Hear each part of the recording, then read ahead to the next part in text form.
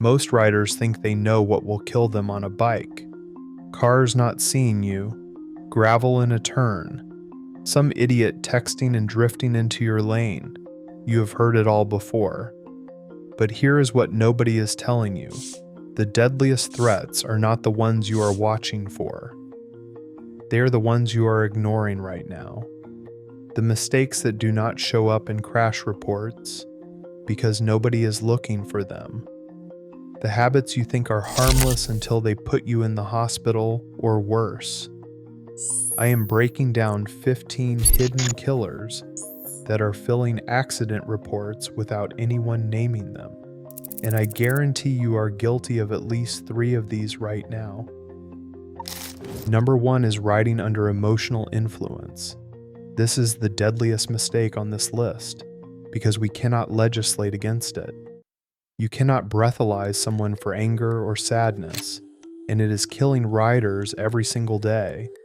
I worked a crash where a man in his early 20s hopped on his bike after a massive argument with his girlfriend.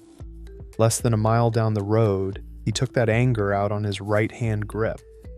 2 miles later, he rode onto a 4-lane road at triple-digit speeds and impacted the side of a car with so much force that it flipped the vehicle onto its side.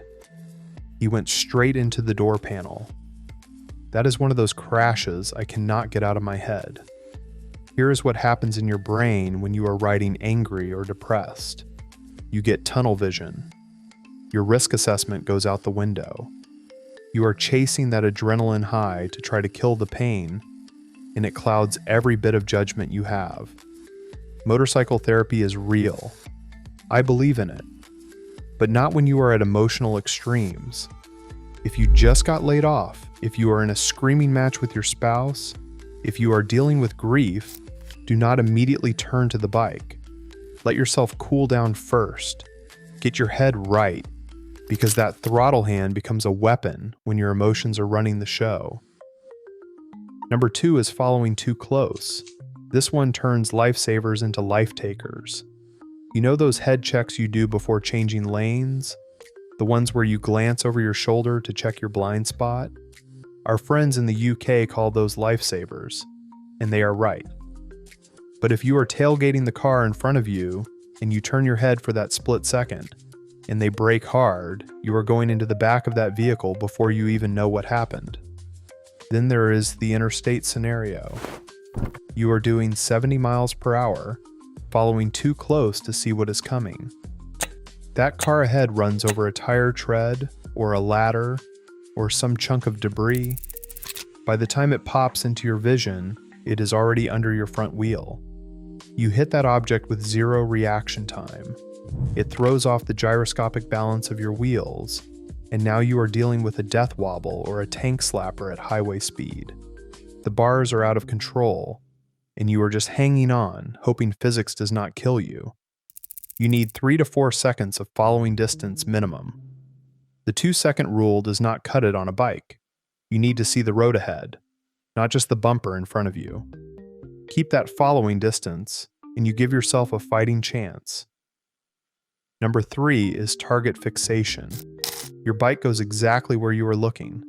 This is a psychological trap that literally steers you into the guardrail you are staring at. It is survival instinct backfiring on you. Your brain focuses on the threat instead of the escape route, and before you know it, you are drifting into oncoming traffic because you fixated on the center line instead of looking through the turn. I have seen riders who swear they were trying to avoid an obstacle, but the crash scene tells a different story. They hit the exact thing they were trying to miss. That is target fixation.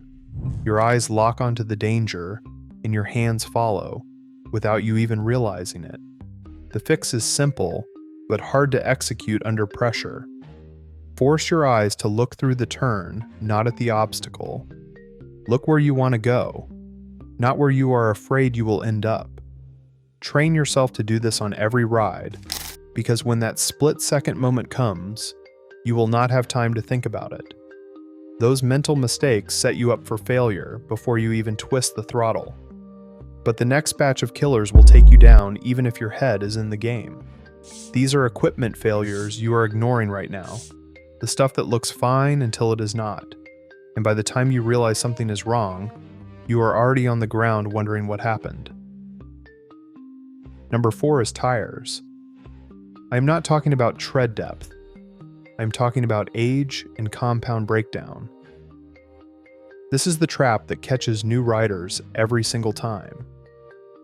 You buy a used bike, you look at the tires, you see plenty of tread, and you think you are good to go.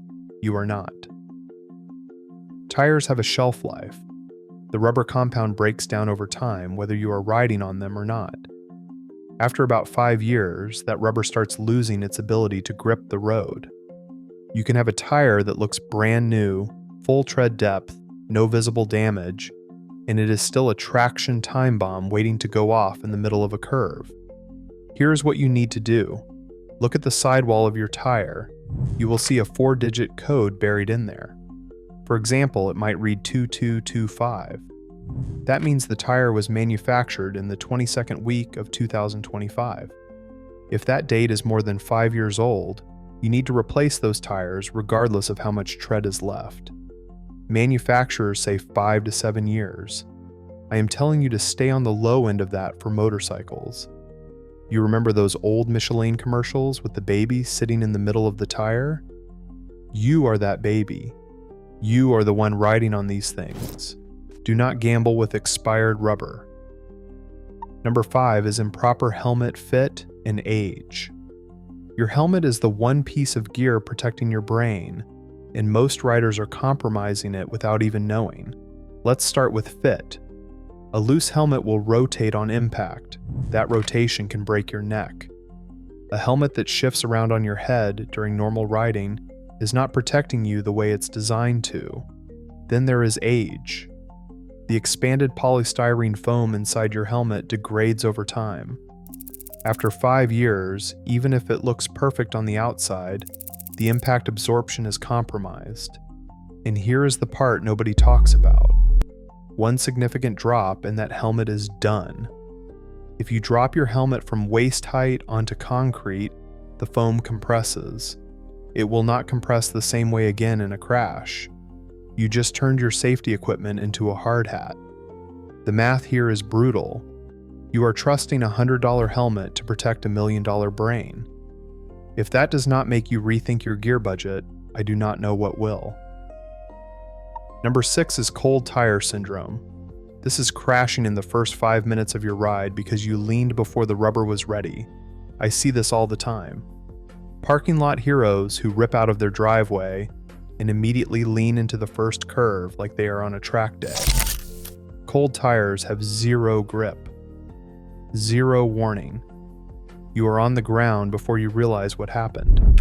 Tires need 10 to 15 minutes of riding to reach operating temperature. That is not my opinion. That is physics. The rubber compound needs heat to become sticky. Without that heat, you are riding on plastic. Even racers do warm-up laps. They know better than to push cold tires. If professional riders on closed courses with track spec rubber are taking it easy for the first few laps, what makes you think you can skip that step on public roads? The first 10 minutes of every ride should be conservative. Smooth inputs, gradual leans. Let the tires wake up before you start pushing them. This is not about being slow. It is about not being stupid. Equipment failures are preventable if you are paying attention. Check your tire dates. Replace your helmet on schedule. Give your tires time to heat up. These are things you can control before you ever leave your driveway. But the next killers are situational. They are hiding in plain sight, waiting for the exact moment when conditions turn against you. You can do everything right with your equipment and still get ambushed by environmental hazards that most riders do not even think about until it is too late. Number 7 is outriding your headlights. You are riding blind at speed, and you do not even realize it. Here is the physics problem. If you cannot stop within the distance you can see, you are gambling with your life every single second. What is waiting in the dark past where your headlight beam stops? It could be a deer. It could be a stalled car. It could be a tire tread sitting right in your lane. It could be a person walking across the road. You will never see it coming because your light does not reach that far. Older bikes are even worse. That headlight beam stops maybe 100 feet ahead while you are doing 70 miles per hour. Do the math. You are covering more ground per second than your eyes can process. If you ride at night regularly, upgrade your headlights. Install LED bulbs or add auxiliary fork-mounted lights. Give yourself the visibility you need to actually see what is coming. Otherwise, you are just hoping that nothing is in your path. Number 8 is ignoring pre-ride checks. These are mechanical failures that were 100% preventable. I'm talking about the TCLOCS checklist. Tires, controls, lights, oil, chassis, stands. It takes 2 minutes. Less time than your morning coffee. It could save your life. Chain tension is the big one. A loose chain can jump off the sprocket mid-corner. You are leaned over, the chain comes off, it locks up the rear wheel, and you are sliding before you know what happened. Low tire pressure causes instability and poor handling. Push it far enough and you get a blowout at speed. Loose bolts on critical components. Low oil that is about to seize your engine on the highway. All of this is preventable with a quick walk around before you ride. Most riders skip this because nothing has gone wrong yet. That is the trap. Nothing goes wrong until it does. And when it does, you do not get a warning. You get a crash. Number 9 is riding in the wrong lane position. This eliminates your sight distance and cuts off your escape routes. Start with the center of the lane. That is where almost every car leaks oil, coolant, transmission fluid, and whatever else is dripping out of the engine. It pools right in the center track. If you hit that slick spot in the middle of a corner, your tires will start skating. You need to ride in the tire tracks, where the pavement is cleaner. The right tire track gives you the best sight lines around traffic, and a clear escape route to the shoulder if things go sideways. In curves, use outside, inside, outside positioning. That gives you the longest sight line through the turn and the most room for error. Blocking position is important for being seen, but visibility works both ways. You need to see around traffic, and you need other road users to see you. Wrong lane position compromises both. Number 10 is slippery stripes and metal bridge connectors. These are low traction death zones hiding in plain sight.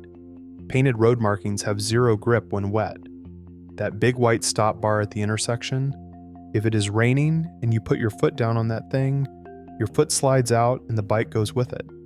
Yellow lines and curves are even worse. You cross that line mid-lean and your tire breaks traction instantly. I've seen riders go down because they clipped a painted line they did not even notice. Metal bridge plates are the real nightmare. That 1-foot connector strip between the road and the bridge will break traction in a heartbeat. I was in a curve once, going from one interstate to another. Roads were wet. I was leaned over pretty far and hit that metal plate mid-turn. I felt the bike sway underneath me.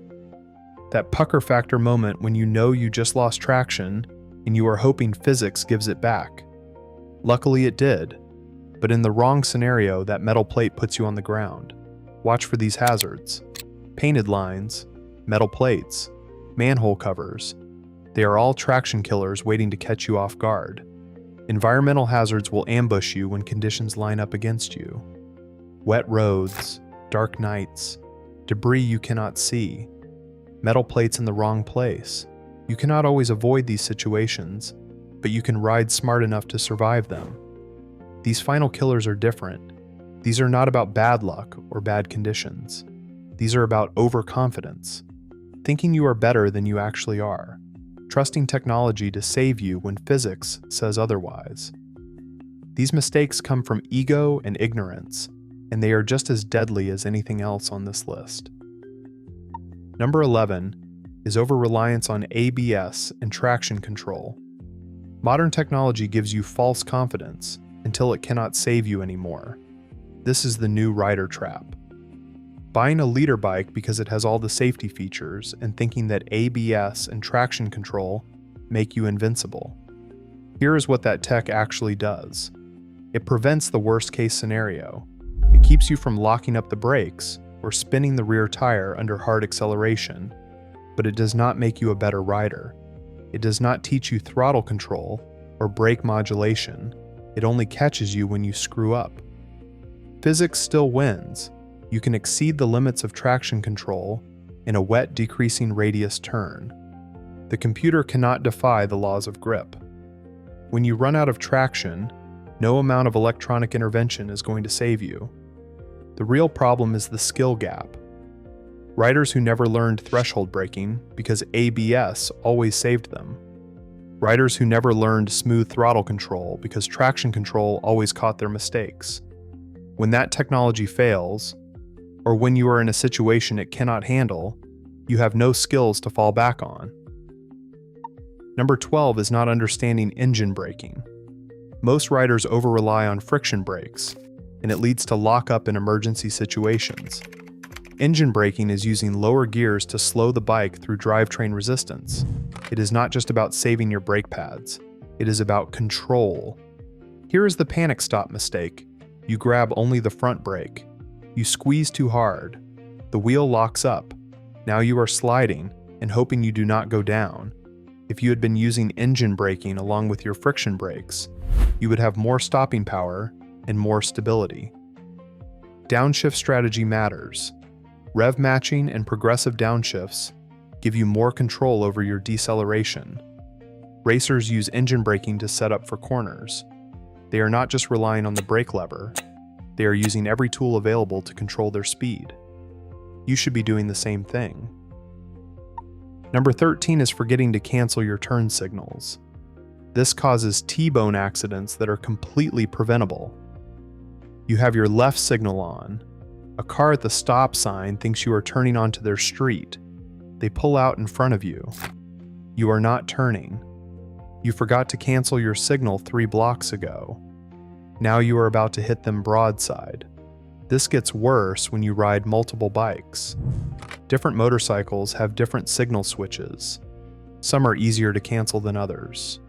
You get used to one bike, then hop on another, and forget the signals work differently. Never trust another vehicle's turn signal. They might be going to the next street, not yours. They might have forgotten to cancel it just like you do. Do not assume their signal means they are turning where you think they are turning. Most bikes do not have auto-canceling signals. You have to remember to turn them off. Make it a habit, every single turn. Cancel that signal. Number 14 is distracted riding. You have way less margin for error than a car. Phone mounts on your handlebars are convenient until they become deadly. Glancing down to change songs while the road curves. Looking at a text message for 2 seconds. That is 200 feet of blind, riding at highway speed. The problem is not the phone mount. The problem is taking your attention off the road. In a car, you might drift a little and correct. On a bike, 2 seconds of distraction can put you off the edge of the pavement or into oncoming traffic. Use a headset. Voice controls keep your hands on the bars and your eyes forward. Skip to the next track without looking. Answer the call without touching your phone. Warn your riding buddies about hazards without hand signals. Clear communication without taking your focus off the road. Number 15 is ignoring ear protection. This causes permanent hearing damage and riding distraction. Wind noise at highway speeds exceeds 100 decibels. That is equivalent to a chainsaw. Every ride without earplugs is chipping away at your hearing. The damage is cumulative. You do not notice it happening until it is too late. Then you are dealing with tinnitus and hearing loss that never comes back. But here is the part most riders do not think about. Constant noise wears you down mentally. It destroys your focus. By the end of a long ride, you are exhausted from fighting that wind roar. Your reaction time is slower. Your decision-making is compromised. All because you did not want to wear earplugs. Foam earplugs cost pennies. They reduce wind noise and fatigue by half. There is no excuse for skipping them. Those are the 15 silent killers that crash reports will not tell you about. Emotional riding that turns your throttle into a weapon. Following too close until a head check becomes a death sentence. Target fixation that steers you into the danger you are trying to avoid. Expired tires with plenty of tread. Compromised helmets you think are protecting you. Cold tires you are pushing before they are ready. Outriding your headlights in the dark. Skipping pre-ride checks until something fails. Wrong lane position that eliminates your escape routes. Slippery stripes and metal plates waiting to drop you. Over-reliance on technology that cannot save you from physics. Not knowing how to use engine braking. Forgetting to cancel your turn signals. Distracted riding with zero margin for error. Ignoring ear protection until the damage is permanent. The reality check is this: most of you are guilty of at least 3 of these right now. The math does not lie. These overlooked mistakes are filling accident reports without being named. Drop a comment and tell me which of these you have caught yourself doing. Share this with a riding buddy who needs the wake-up call. Hit subscribe so we can keep building a safer riding community together.